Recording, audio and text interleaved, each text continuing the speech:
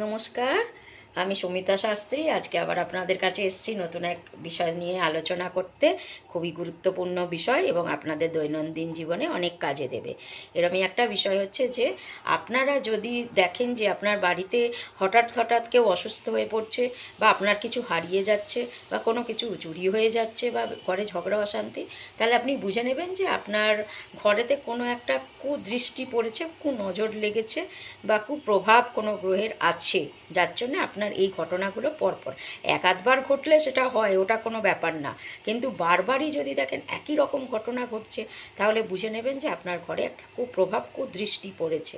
তো সেক্ষেত্রে তখন কি করবেন, আপনারা কালো চাল কিনে আনবেন।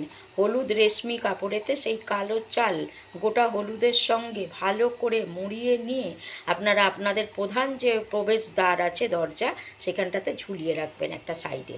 তাহলে দেখবেন যে, এবং আপনারা মা লক্ষ্মীর পুজো করবেন, প্রার্থনা করবেন, মা কালীর, আপনি যে ইষ্ট দেবতার পুজো করেন তার কাছে প্রার্থনা করবেন। তাহলে দেখবেন কিন্তু আপনার কুনজর থেকে আস্তে আস্তে করে রক্ষা পাচ্ছেন। আর প্রতি সপ্তাহে এটা চেঞ্জ করবেন।